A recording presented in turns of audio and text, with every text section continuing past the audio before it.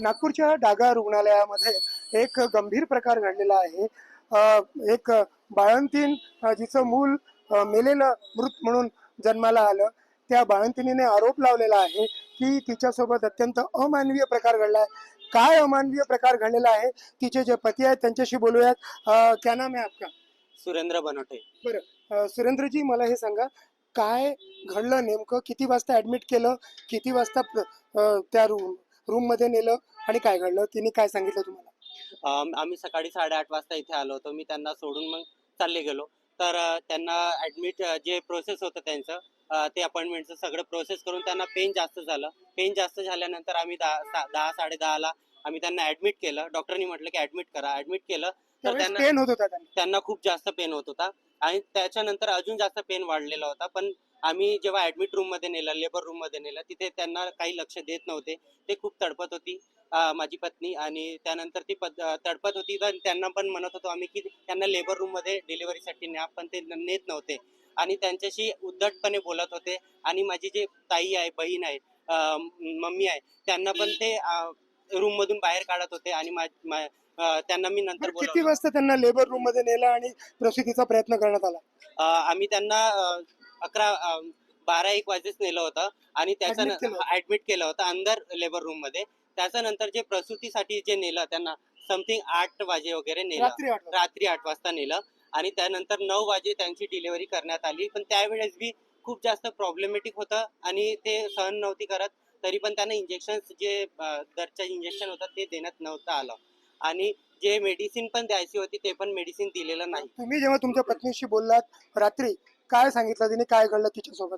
Delivery नंतर मी माझ्या पत्नीशी भेटलो आणि पत्नीशी जेव्हा बोललो, पत्नीने मला सांगितली की मला माझ्या अंगावर बसून ते छातीवर आपले घुटणे ठेवून पुश करत होती. म्हणजे कुठे बसली होती? छातीवर बसून घुटणेनं पोटाला पुश करत होती की बाळ बाहेर आला पाहिजे म्हणून. आणि एक तिथे जो वार्ड बॉय होता तो पण ते बाळाला खिचत होता. ते जबरदस्ती एक प्रकारे करत होते ते लोक. पेन मध्ये जे इंजेक्शन द्यायला पाहिजे ते नव्हते ते. छातीवर बसून गुडघ्यांनी पुश करत होती, त्याचं तुमचं म्हणणं आहे? हो, गुडघ्याने पुश करत होती. ते कुठे बसून? छातीवर बसून गुडघ्याने पुश करत होती. कोण? तिथली मावशी, डॉक्टर तिथे बघत होते आणि तो ब्रदर पण बघत होता आणि ते खिचत होता बाळाला. पण मावशी तिथे काय काम करत होती ते या प्रकारे ते सगळं घटना तिथे घडला ते माझ्या पत्नीने मला सांगितलं.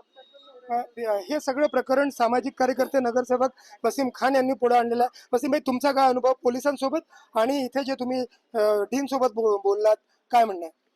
रात में 11 बजे मुझे सुरेंद्र का फ़ोन आया। ये काफ़ी रो रहा था। इसका बोलना था कि जो मौसी है उसने मेरी वाइफ की छाती पे बैठकर मेरे बच्चे की डेथ कर दी। तो मैंने इन्हें तुरंत बोला कि यहाँ से पुलिस स्टेशन पहुँचिए।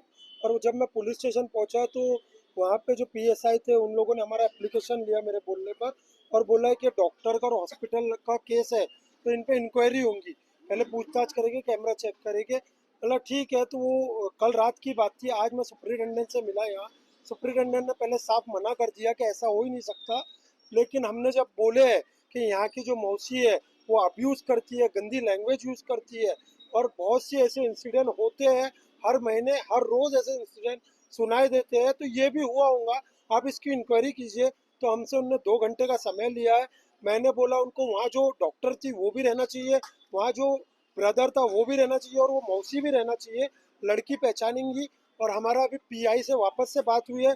पीआई को हमने बोला इंक्वायरी के टाइम जाने जब ये सब होगा आप भी वहाँ पे खड़े रहिए और जो भी है इस पूरी घटना का जिम्मेदार है उस पर सख्त से सख्त कार्रवाई करिए। खूप खूप धन्यवाद. तर एकूणच या सगळ्या प्रकरणामध्ये संशयाला भरपूर वाव आहे.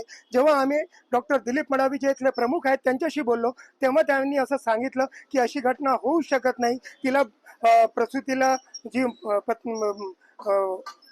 महिला आली होती तिला असा भ्रम झाला असावा, पण असं आमच्याकडे घडूच शकत नाही आणि त्या ठिकाणी CCTV कॅमेरे सुद्धा नाही आहेत असंही त्यांनी सांगितलंय. आणि त्यांनी कॅमेऱ्यावरती बोलण्यास नकार दिला.